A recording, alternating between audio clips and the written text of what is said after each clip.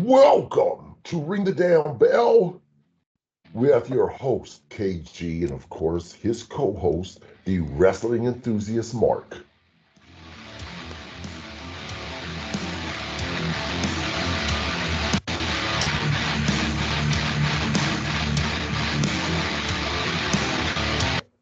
What's going on, everybody?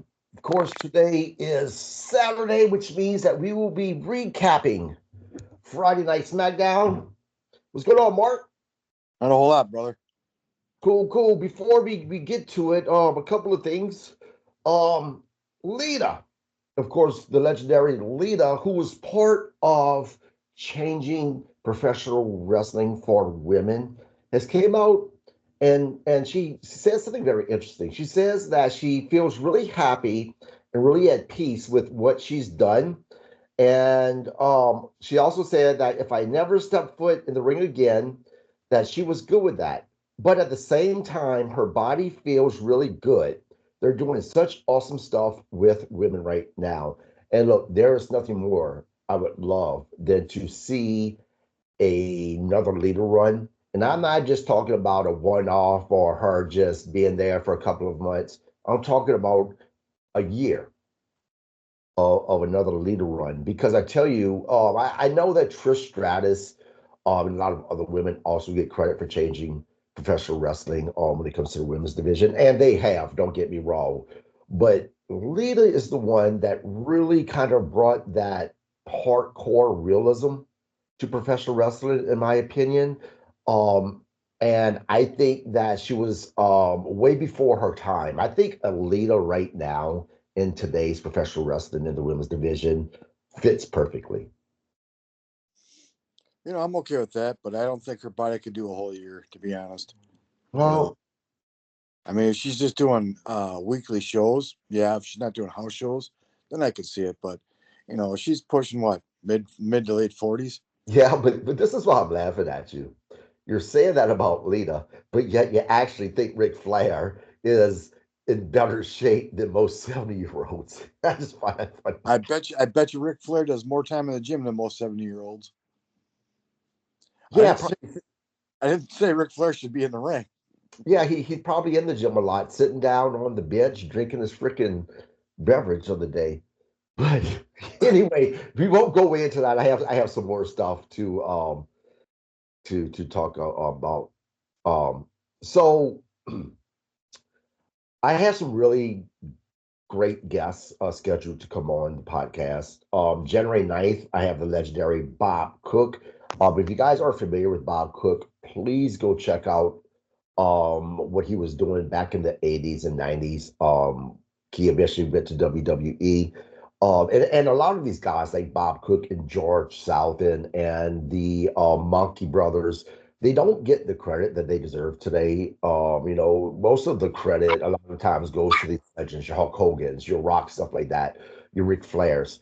But make no mistake about it, there would not be a Ric Flair or a Lex Luger or even a Hulk Hogan without these guys who were enhanced talents back in the day. These guys are the ones that made these legends look really good in the ring. So I am so excited to have Bob Cook coming on soon. And because of Bob Cook and George South's relationship, and Bob, yep, I'm putting this on you, my friend. I am hoping that that's going to lead to me being able to get George South on the show. I've reached out to him. He's a very busy man, so he hasn't responded to me just yet, which is understandable. Again, I know he's not ignoring me. I mean, I keep up with George South, and he is very, very busy right now. But I know that he eventually will get back to me, and I'm really hoping that I'm going to have him on the show here in the very, very near future. Also, January 15th, Dylan Hines. Now, if you guys are familiar with that name, Dylan Hines, he is actually a promoter, right? Dylan Hines has been all over the news lately, the wrestling news lately, with Matt Riddle. Dylan Hines paid Matt Riddle a good amount of money to show up for one of his shows. And not only did Riddle not show up, he didn't even bother to call, from my understanding. But I'm going to let this story come directly from the person involved in this. who is again Dylan Hines. I'm really looking forward to having him on as well because look, this guy puts on some amazing, amazing things. On March 8th, he has is in Ohio. He has a show called The Reunion. He's going to have Marty Jannetty there, amongst many other legends. Also, on that same day, he's actually going to have, for the first time ever, Cactus Jack and Abdullah the Butcher doing photo ops. First time ever these two together doing photo ops. And if you guys are not familiar with Abdullah the Butcher, which I don't know if you're a wrestling fan, how you can not be familiar with this man. He was absolutely a savage back in the day. Look, there are very, very few um guys that I feared whenever I was younger that I was like, oh shit, I don't ever want to see this guy. Abdul the Butcher was one of them. Kamala was actually another one that I was somewhat scared of when I was a kid. And funny story about James. Um, Many years ago, I was traveling through Mississippi and I had a blowout, and my jack just wasn't cooperating with me. A car shows up behind me to help me, hopefully. And who steps out? It's Kamala. Now, I'm a grown adult at this point, but that fear from when I was a kid kind of came back a little bit. I'm like, holy shit, this is Kamala, right? And let me tell you, this was the nicest man you could ever meet. Now, what's funny about this is he helped me. He had a jack. He helped me change my tire by letting me use this jack. And then he goes on his way. Well, I go on my way. I decide to stop for lunch. Who's in that restaurant? James, aka Kamala. And he looked at me and he's like, man, are you following me? Are you stalking me? And I almost shit myself. And then he started laughing. He's like, I'm just joking, man. He's like, what a coincidence. Great guy. He was a great guy, and we lost him way, way too soon to diabetes. But yeah, having Catches Jack and Kamala doing a photo shoot together. I mean, Abdullah the Butcher.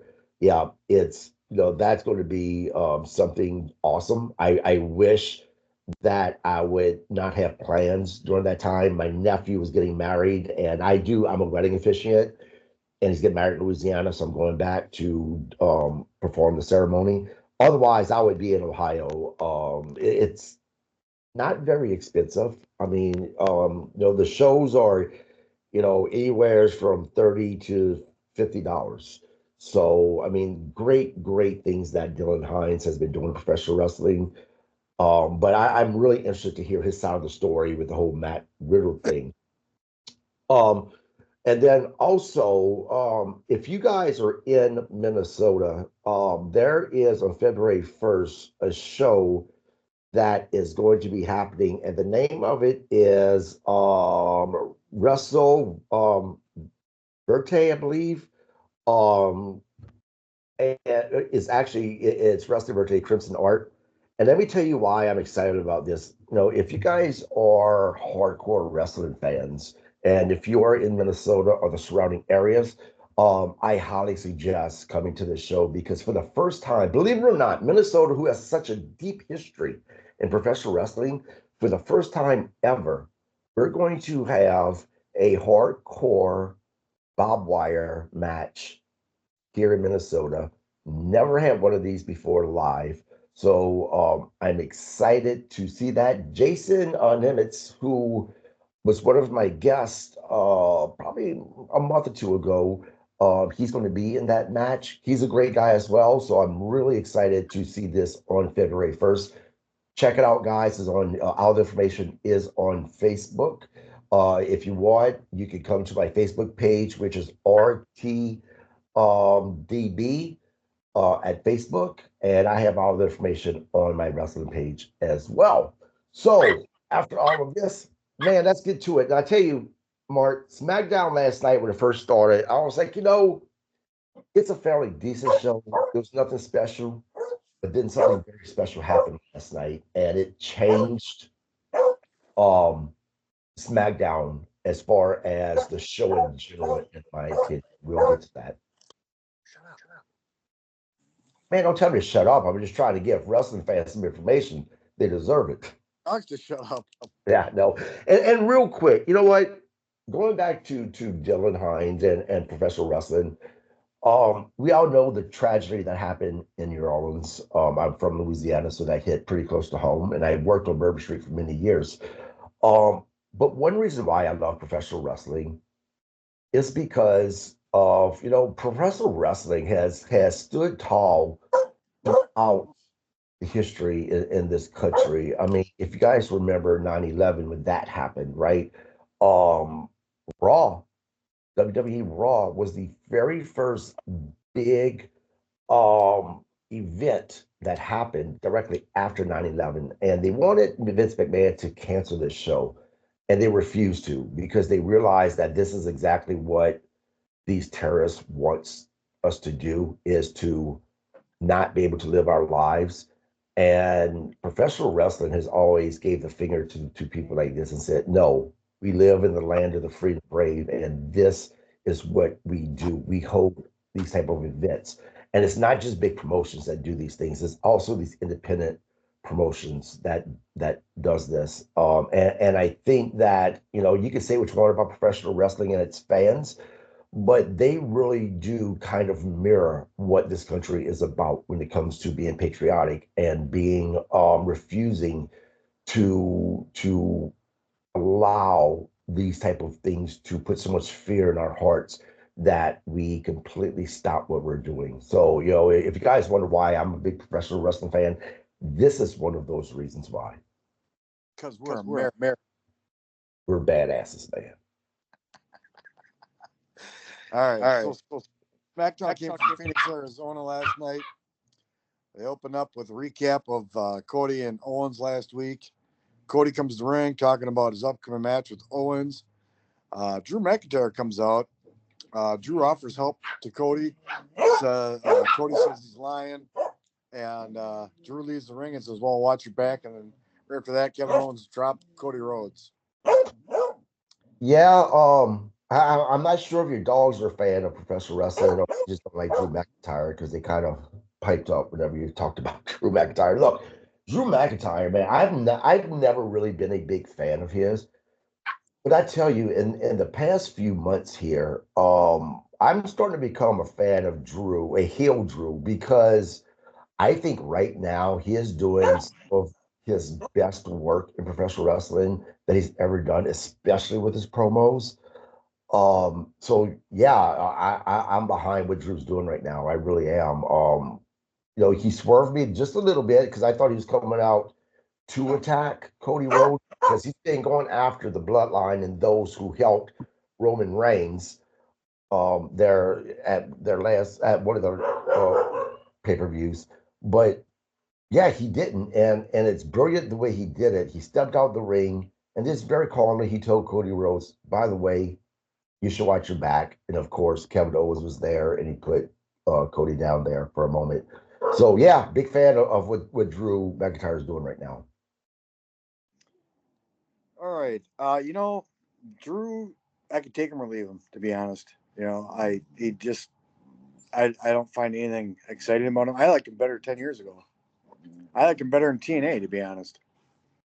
Um, but I think he's a talent. I went to a match one time about 7, 8 years ago, and we were walking back to our car. And I tell you what, man, Drew McIntyre walked right past me. I could have clotheslined him. Well, maybe chest lined him. But I had to turn and look. I'm like, oh my God, that was just Drew. My buddy's like, oh yeah, it was. He's an imposing figure, though. I'll give him that. All right. So let's see. Next, we go to a match with Andrade versus Shinsuke. I like this match. I really do. And I feel bad that Andrea lost because, God, he's such a good talent. He's such a good talent. I'm not taking anything from Shinsuke. They're both great talents, but I really want to see Andrade, hit that next level. And I don't know if he ever will. I liked him better in AEW.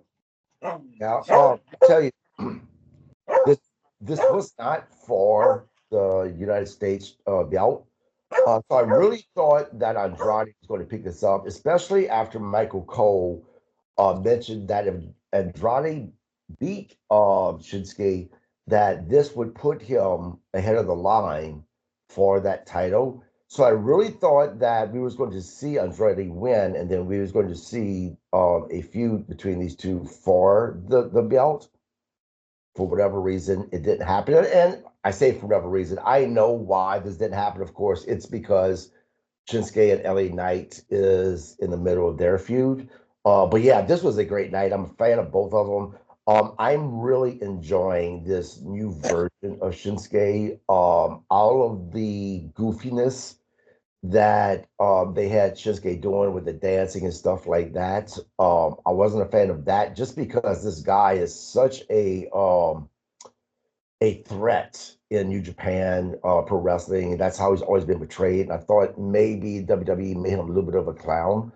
But now that he's coming out as this dark figure that is no nonsense, I really like this version of him. And I hope that this is the version that they're going to continue to go with. I'm sure that sooner or later we're going to see a babyface turn with Shinsuke. They seem to do that a lot.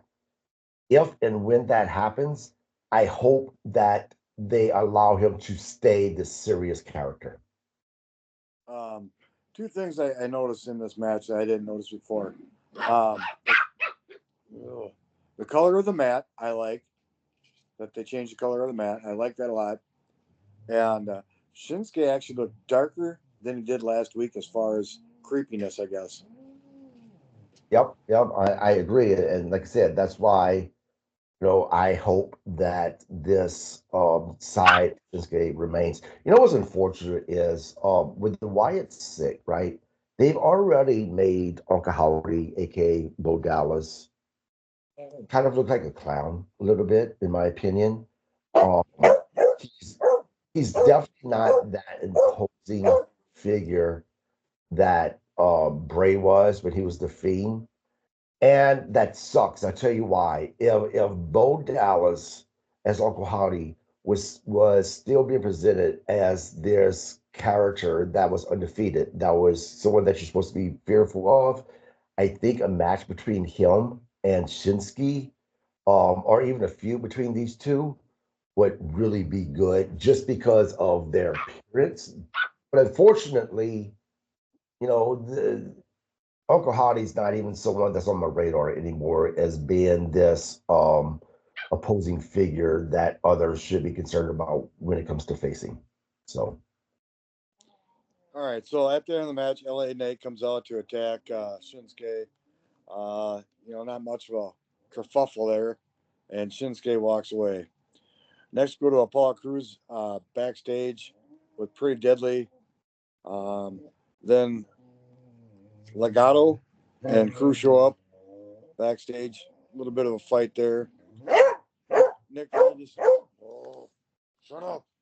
Nick Aldis talking to Pretty Deadly. DIY comes in,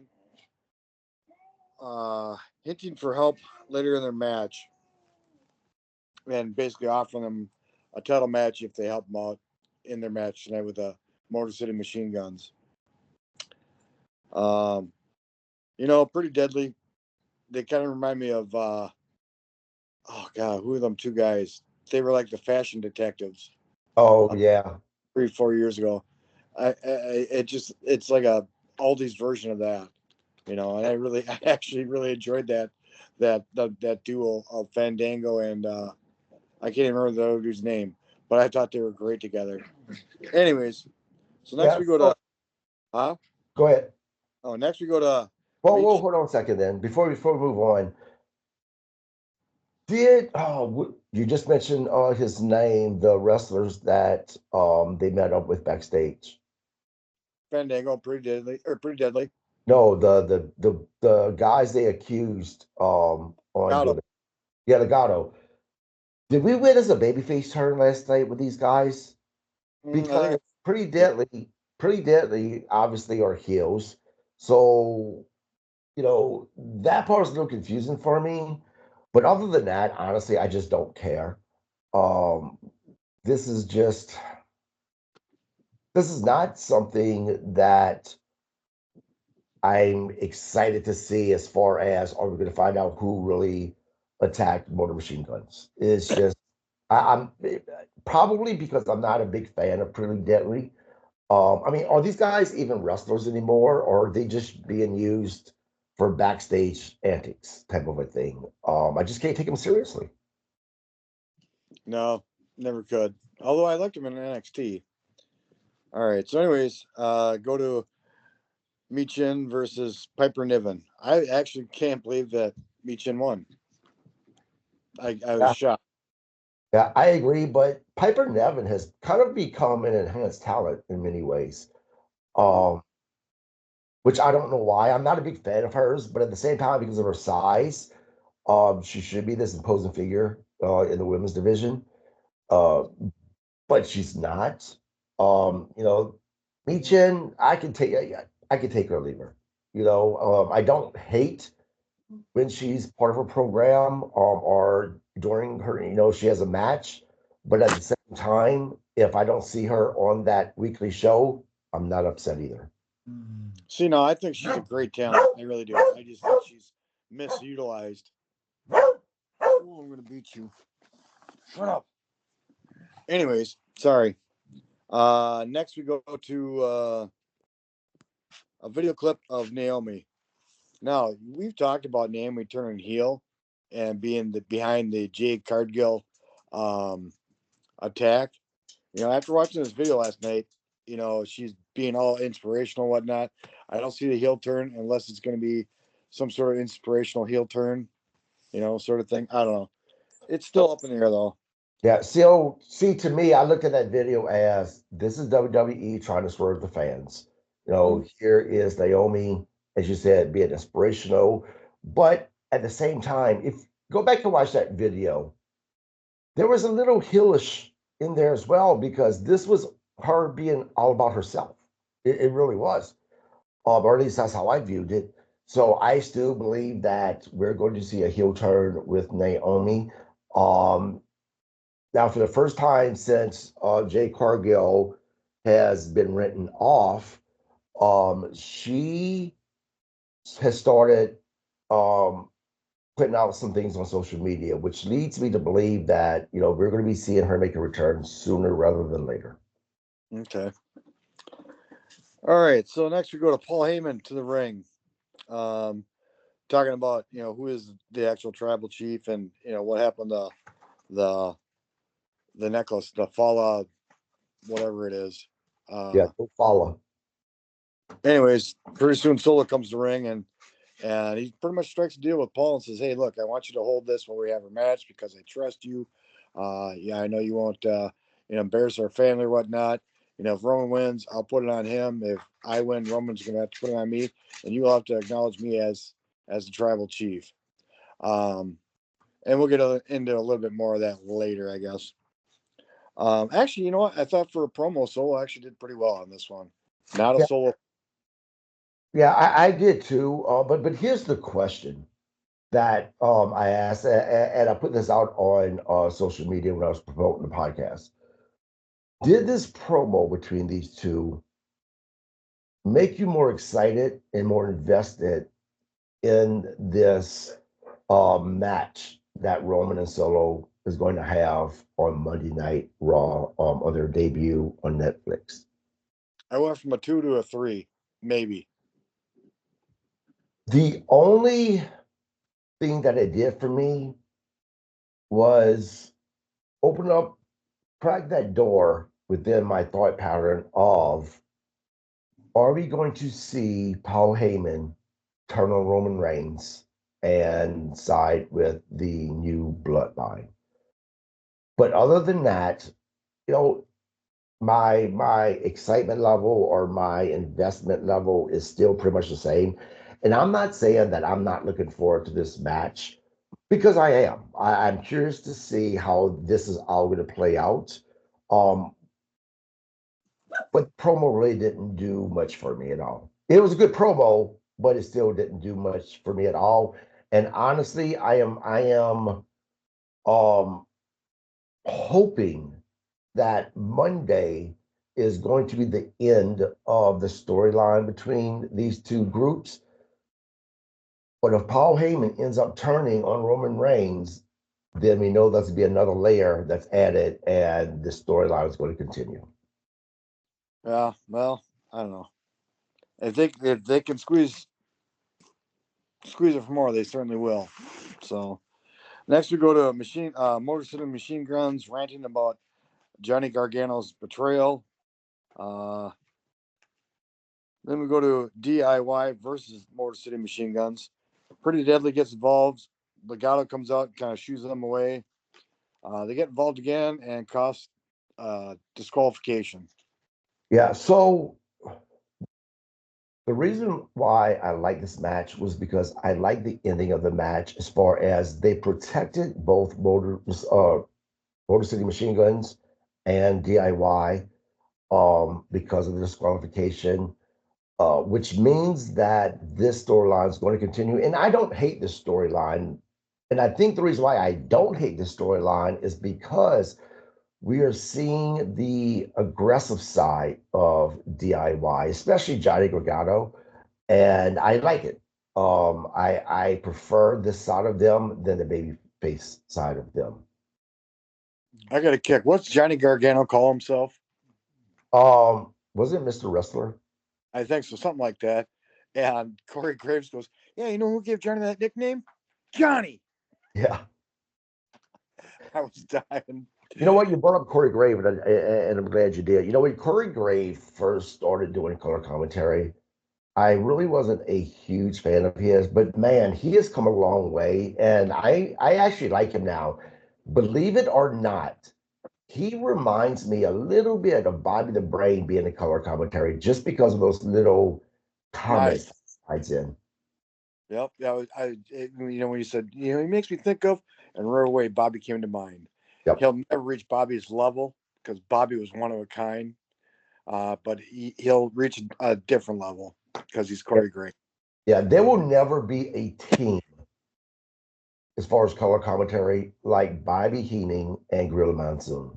Those Right. two guys fit like peanut butter and jelly. And they were best of friends too. Yep. I think for every birthday Gorilla had, Bobby sent him bananas. Yeah. Yep. And look, when Bobby went to WCW to be a color commentary, um, I liked him then.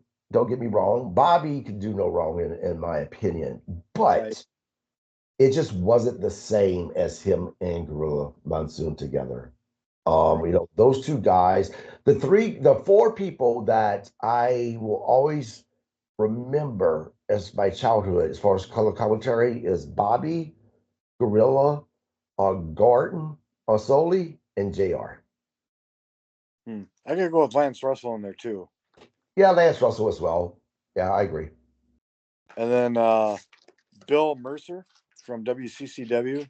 Yeah, he was good. But look, as far as your Mount Rushmore for color commentary, who would be your guys? Yeah, it's gotta be Bobby. It's gotta be Bobby. Gordon Solie, obviously. I don't know if I'd go Gorilla. Lance Russell, I'd go. Yeah, I'd probably because I can't think of anybody off the top of my head because Bill Mercer was good, but he wasn't for or Mount Rushmore worth. Yeah, so I'd probably have to go with Gorilla. You know, Yeah, but those are uh, huh? those are exactly who I would pick as far as being Yeah, that no, three. And thank you Gardner. for correcting. Is Garden? No, is Garden so? Garden. Gordon, What? Gordon Solie. Yeah, Garden Solely. I think I said Solo, but yeah, Garden Solely. Yep. Yeah, And actually, it was always nice to see Gordon Solie and Lance Russell together, which didn't happen often, if I remember right. Because I think yeah. they were in promotions. But I think I saw them together a couple times. I don't know. I can't remember.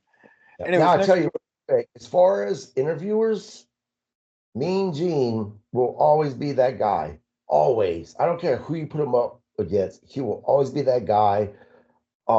Just because of his body language, his facial expressions, his little comments that he would make, always top for me. Yep. Yep. All right. So next we go to Nia and Candice, kind of backstage, more of a locker room setting, I guess. Uh, Talking about her match coming up, and wondering where Tiffany is. And Candice kind of twisting that knife a little bit, saying, "Well, she kind of screwed up last week, so we don't really need her." So you could see the wheels turning of deceit, I guess. And I'll tell you with Nia Jax. Nia Jax has been shit on by a lot of fans, as far as her being quote unquote boring, or she's been accused of hurting other wrestlers. Within the past 6 months, maybe a year, but definitely the past 6 months, man, she's gotten pretty good. She's gotten a lot better than what she was before. Even when it comes to her interaction during interviews or with Candace or Tiffy, right? She's really, really improved. So I think that she's deserved those flowers, just because of the comments and what people have said about her. No, she has improved vastly, and I think when you're that big of a person, I think you can inadvertently hurt people without even trying. And I don't care if you're male or female. You know, Especially when you deal with a woman that's 150, 200 pounds lighter than you. Well, not 200 pounds, but probably 150. Um, so I could wrestle with my son. He can inadvertently hurt me just because of his size versus my size. Yeah, well, I'll tell you, speaking of her size, she looks good. She's dropped some weight. And for those out there, I'm not body shaming. She has dropped some weight, and she definitely she looks good. Oh, I think she's an attractive woman. Period. You know. So next we go to Nick Aldis talking to Cody Rhodes about the Royal Rumble and KO, and Nick's kind of accusing him of not wanting to be at the Royal Rumble by his actions tonight by fighting KO and whatnot. I could have done without this, to be honest. It really didn't enhance the show whatsoever, and it really did nothing to move the storyline either. I think so. No, I'm not a fan of the storyline. I think that the storyline should have ended at Saturday night's main event, but of course it didn't because of what happened after they went off the air. Look, and I know a lot of people disagree with me, but I am over a babyface Cody. I went back and watched some of his work after he left WWE when he was a heel. And let me tell you, man, Cody Rhodes is a great heel. He had me cracking up at some of the things that he went and told the fans, especially before he got into the ring and he had walked near the fans and he looked at a woman. I can't remember what he said, but I mean, just cracked me up. I think that a heel Cody is so much better than a cheesy babyface Cody. I'm just not into cheesy shit. And that's what Cody is. He's a cheesy baby face. And I am just ready for him to turn heel. I don't think it's going to happen anytime soon, but I'm ready for it. He won't turn heel until he loses the belt. He's trying to reach his dad's legendary status, and I'm sorry, that's never going to happen. No, and this is something else too. And I get it from a business sense. I hope that they don't do with Cody what they did with John Cena. The reason why they refused to turn Cena heel was because of the sales of the merchandise. They were making a lot of money over a babyface, John Cena, even with the crowd screaming he sucks. Um, he still was at the top two, if not number one, when it comes to sales of merchandise. Um, and I really hope this doesn't happen with Cody, that that they're going to refuse to turn Cody heel because of the money they can make off of him being a babyface. Because I really think it cheats them, talking about Cody and John Cena as a individual.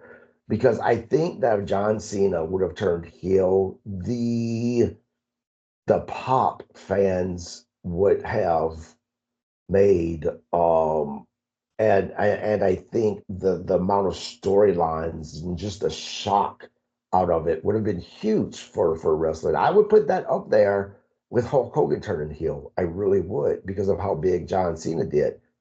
But of course, like I said, WWE refused to do it because of the sales of merchandise.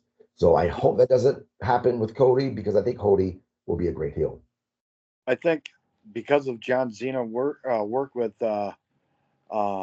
Make a Wish, I think that really kind of hindered any kind of heel turn. So I don't know if it's necessarily just the merchandise. I think it was his work with Make a Wish Foundation that really kind of put the brakes on any kind of talk of him going turning heel. Yeah, I You know. agree with that. You're right. So, all right, so next we go to Naomi versus Nia. All right, so you know, it was a decent match. I'm not going to sit there and say different, and and I'll explain something in a minute here. All right, so Tiffany hits Naomi. Nia gets the win. Bianca comes out to help Naomi. Nia attacks Bianca. Tiffany hits Nia with the case. Uh, Blanca hits, or Bianca hits uh, Nia Naomi. with AOD. Tiffany cashes in Money in the Bank after she made it look like she wasn't going to cash it in. Disposes of Candice LeRae and then pins Nia Jax.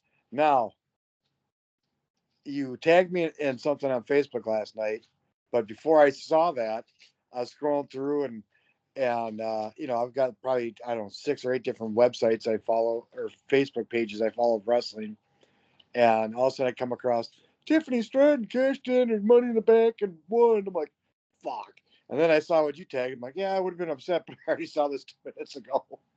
Yeah, well, in all fairness, You did I say a made sure spoiler. that I put the Tiffany Stratton cashing in at the very bottom, and I put a big old warning spoiler.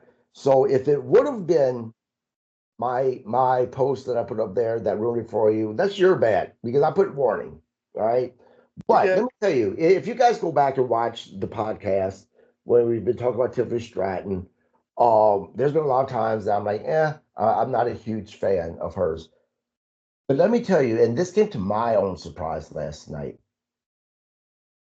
when she cashed in and she got the 1, 2, 3, and she got the belt. I swear to you, I got chills. This was great.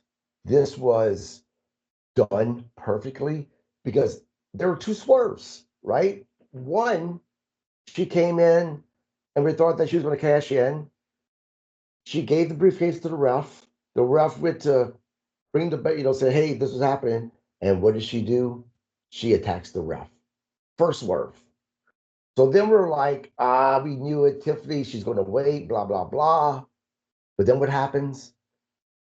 When the ref's back's turned, she hits Nia Jax with the briefcase um, after she beats Naomi because she helped her beat Naomi, right? So we knew that, well, she's going to continue to be this heel.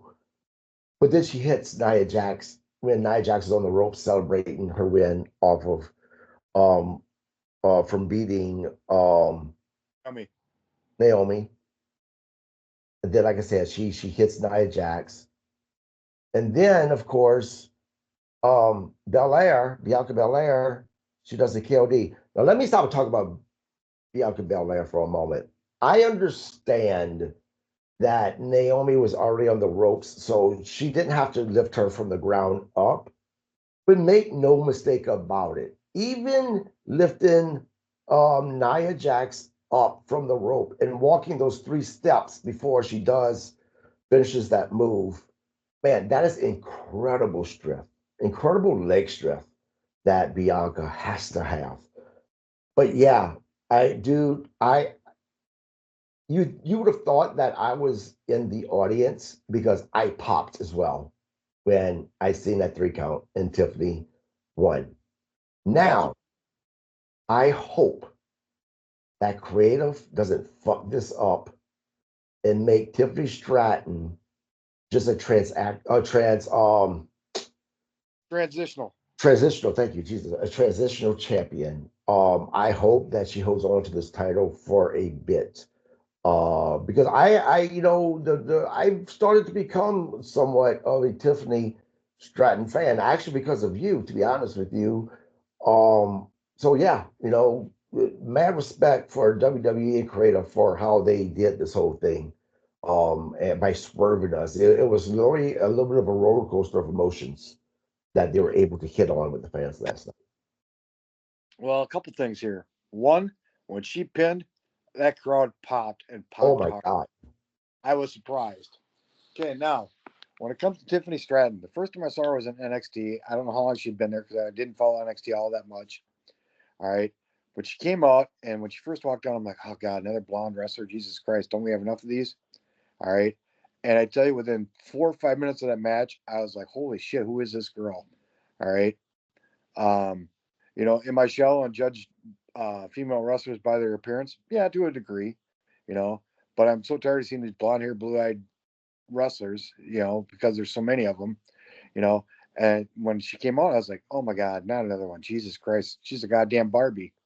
And like I said, before that match ended, I was like, holy shit, this girl's got it.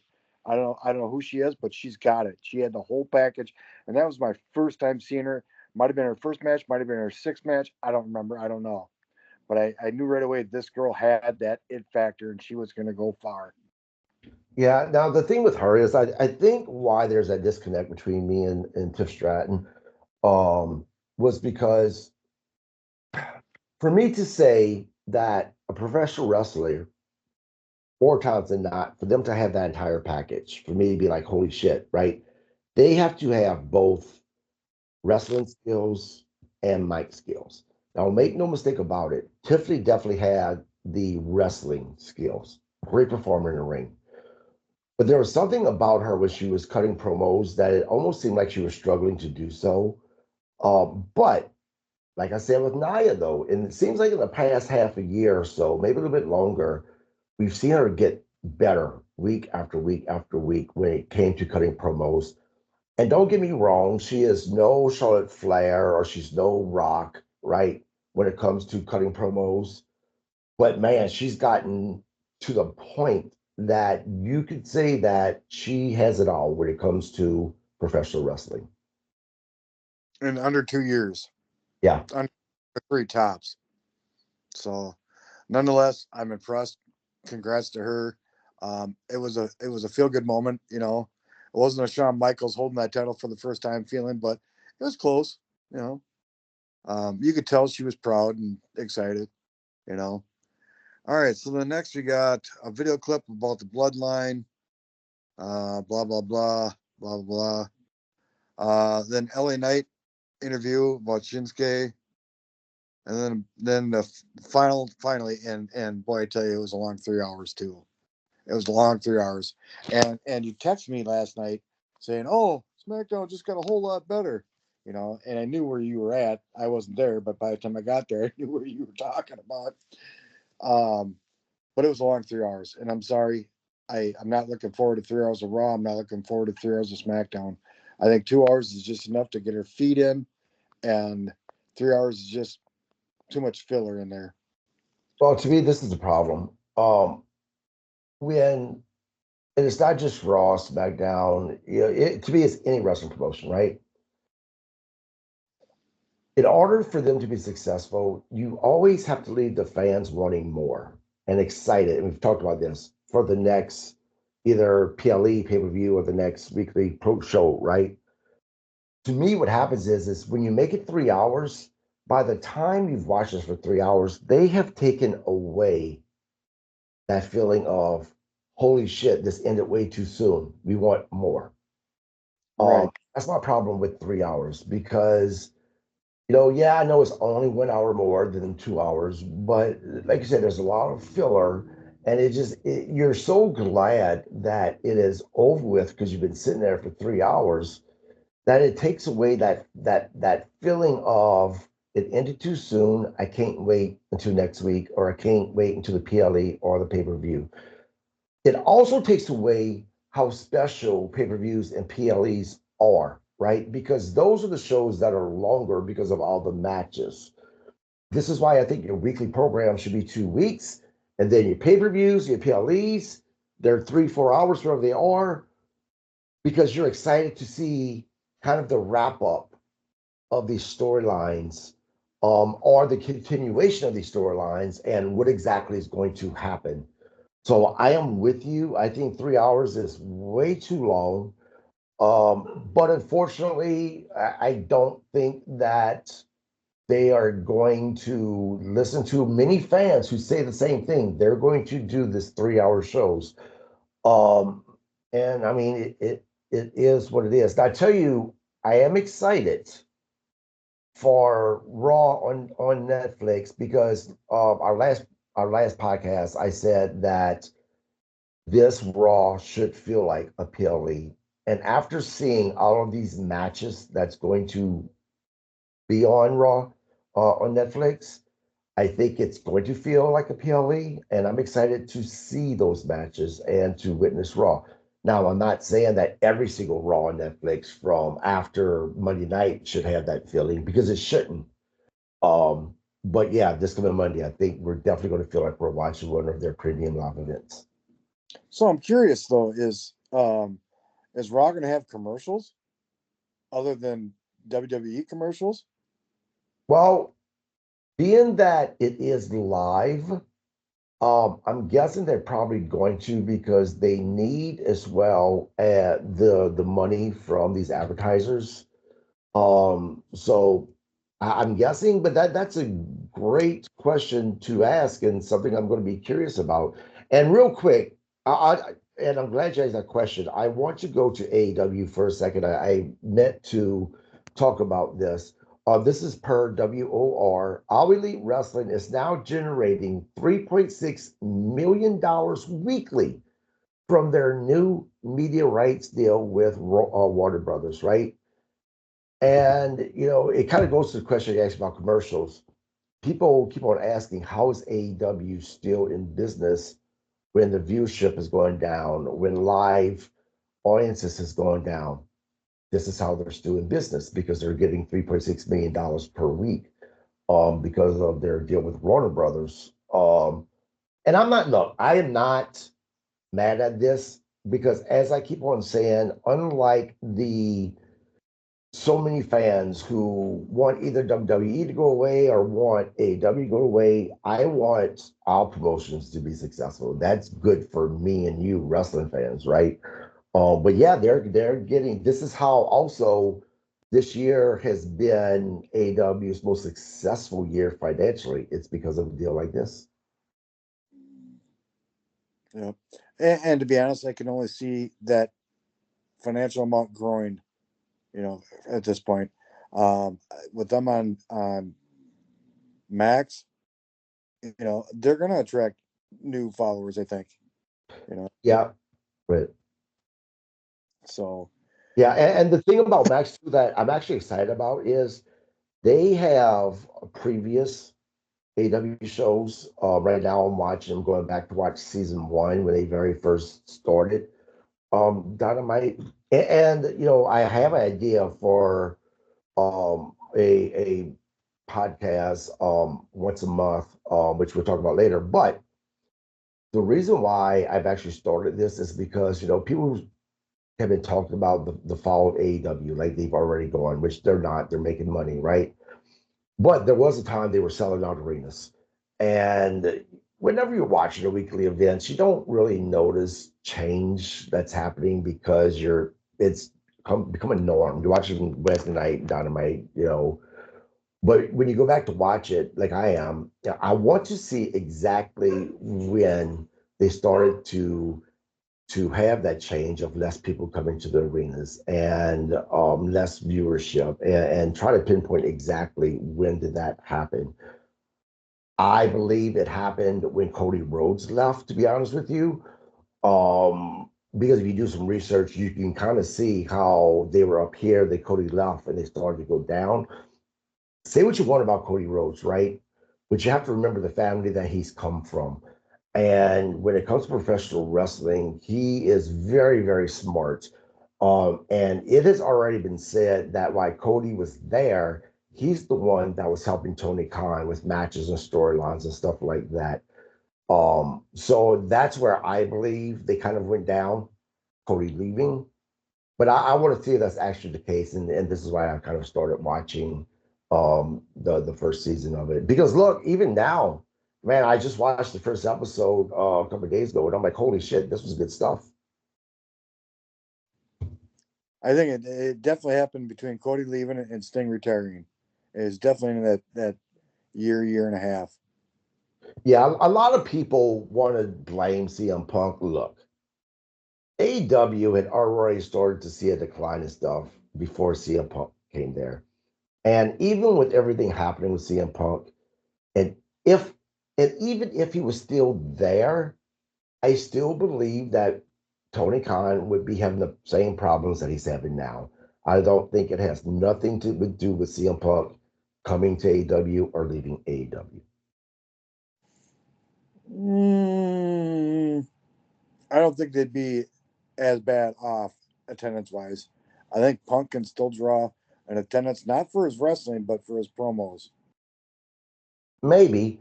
Um, Now, AEW didn't help themselves when they decided to show the video of what really happened between CM Punk and Jungle Boy, or not Jungle Boy, whatever his name is, the goat or whatever. Or no, he's Scapegoat. the scapegoat, right?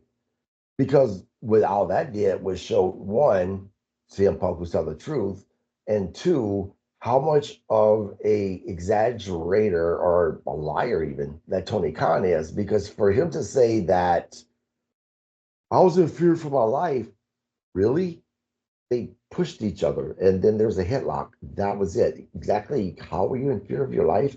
But that hurt AEW when they showed that because their viewership at that point went way down after that. So I think that that's the only thing about CM Punk that hurt AEW was when AEW decided to show that video. Yep. Yeah, I think you're absolutely right. And I think that was probably the catalyst. Yep, yep. But anyway, yeah, I mean that was the recap of SmackDown. I would give SmackDown a B. It probably would have been a B minus, but after the Money in the Bank cash in, I think it kind of pulled the show together, and that brought it up some for me. I think I'm gonna have to go with the B2. I think that's probably the first time we've agreed. No, Uh, we both. There was another episode. I think it was AEW that we agreed on. Maybe you're finally starting to see the light, and how right I am about a lot of stuff that I say. So. let me talk to your wife. But anyway, yeah, guys, please subscribe to our YouTube channel. Again, it's free. And as well, don't forget about my interview on Thursday with Bob Cook, and then the following Wednesday with Hines. Um, two interviews that I'm very, very excited about. And of course, again, I'm working on getting other people on the show. And I had someone send me a message, asking if I was going to try to have on a lot of these bigger names that's in either AW or WWE, today. Obviously, I would love to have some on, but this is my thing. When I started this, when I asked Mark to come on, one reason why I wanted to do this was because I do love professional wrestling, but also I want to be different in the fact of I wanted to feature a lot of our wrestlers on the independent scene. Because look, you can find interviews with your Cody Rhodes and your Rocks and your MJFs everywhere, right? But your guys who are wrestling on the independent scene, they aren't really featured that much. This is why I do have these guys come on. It's why I do attend some of these shows, just because I really support our wrestlers in an independent scene because they are the future of professional wrestling. And then there's the fact that, look, it costs a lot of money to get a lot of these bigger names on here. Ric Flair, for instance, it's right at $5,000 for him to make an appearance on the podcast. And look, I'm not saying he doesn't deserve it. I'm not saying that any of these wrestlers who charge, big amounts to come on podcasts don't deserve it. They've worked hard, they're successful, and props to them, right? Um, But again, they're already getting promoted with all the different other podcasts that they're on that you can see them on. It's these independent wrestling shows that really need that recognition and representation of the things that they're doing in all these different times or different towns. So, if you like me, you're passionate about professional wrestling and you want to know, what's happening within the independent scene and who are the guys out there that is really stepped above and beyond. Check our shows out. I've already had a couple of our wrestlers on the independent scene on the shows. Great interviews. Love these guys. I'm going to a show on February 1st that I'm real excited about. So yeah, I mean, these are just little reasons why you should subscribe to our channel, to our YouTube channel, because if you want to know what's going on outside of your two big promotions, what's happening within the independent scene, man, check us out. I right now, Pinnacle Professional Wrestling, local wrestling promotion here in Minnesota that I support big time. So yeah, those are just a couple of reasons why you should check us out. And again, Bob Cook, he wrestled for WWE, WCW. He's going to be on Thursday, and I'm excited to see him. So Mark, anything to say, brother? Well, you touched on it. These independent workers are the future. Yeah, but they're also the backbone of the current establishment. And all these big name stars, your Seths, your Kevin Owens, Sami Zayn's, they're all independent workers at one time. AJ Styles, all these guys, made their living at $20 a night. Mick Foley, Steve Austin, you know, these guys are the backbone of wrestling. Yeah, and you know what, Mark? I kind of, when it comes to the independent scene, I kind of look at them kind of like what college football used to be versus the NFL. Because a lot of these guys, when they play college football, before they started getting paid, right? They played professional football because of the passion that they had for the sport. I'm not saying that they didn't want to go to the next level. Obviously, who wouldn't? But they still had that passion. And it's kind of how I look at independent wrestling. A lot of these guys are not doing this for money, obviously, because most of them still have to work their 9 to 5 jobs. They do wrestling on the side because of their passion, because they love it. This is why I love independent wrestling because they're doing it. You can see the passion in them. You can see that excitement. And I'm not saying that your superstars in WWE or AEW, I'm not saying they don't love wrestling. I'm not saying that they're not passionate about it, but they're also making that big money, right? Versus these guys here who's not. So this is a big reason why I wanted to feature a lot of your independent wrestlers on our podcast. I find it very hard to believe that a lot of these guys carry the same passion they did, 15, 20 years ago as an independent, you know. Um, yeah, they still love it, but I don't think they carry the same passion. And I don't think that's just in wrestling. I think that's in any sport. I think when you're playing high school sports and you're playing college sports, you're putting on your best because you're looking to go to that next level. All right. Once you get to that next level, yeah, you still love it, but I don't know if you still have the same passion because you've already got to where you wanted to be. Right. Yeah, I can agree with that. So, but anyway, guys, be looking for us on Tuesday for our recap of Raw. I'm super excited about Raw. There's a lot of unanswered questions that's going to be answered on Raw. One of them being, are they going to have commercials, like Mark said, and as well as will this have that big premium live event feel that I'm expecting to have when watching this. Other than that, thank you guys. Subscribe to our YouTube channel. And Mark, what you got, brother? Stay warm and ring the damn bell. Ring the damn bell, everybody. You guys have a great, great weekend.